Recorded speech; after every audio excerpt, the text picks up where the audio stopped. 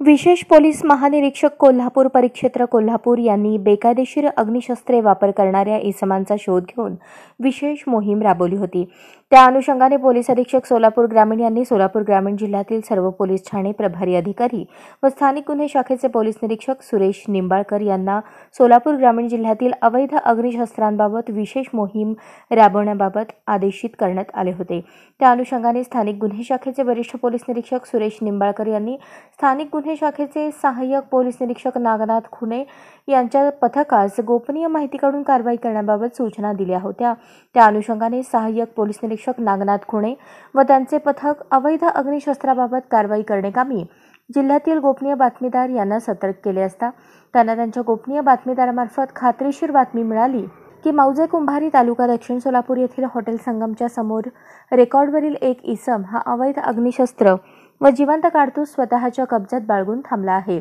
खात्रीशीर बातमी मिळाल्यानंतर सहाय्यक पोलीस निरीक्षक नागनाथ खुणे यांनी सदरची बातमी स्थानिक गुन्हे शाखेचे वरिष्ठ पोलीस निरीक्षक सुरेश निंबाळकर यांना कळवली असता त्यांना तात्काळ कारवाई करण्याबाबत आदेशित केले।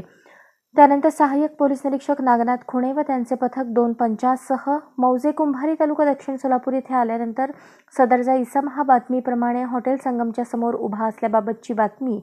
खात्री केली असता सदर ठिकाणी बातमीप्रमाणे एक इसम उभा असलेला दिसला। त्यास ताब्यात घेऊन अंगझडती घेतली असता कमरेच्या डाव्या बाजूस एक देशी बनावटीचा गावठी कट्टा व पॅन्टच्या खिशामध्ये 5 जिवंत काडतुसे मिळून आल्याने त्यास ताब्यात घेऊन त्याच्याविरुद्ध वळसंग पोलीस ठाणे येथे गुन्हा रजिस्टर नंबर 28/2024 भारतीय हत्यार कायदा कलम 1959 चे कलम 3 व 25 अन्वये गुन्हा दाखल करण्यात आला आहे।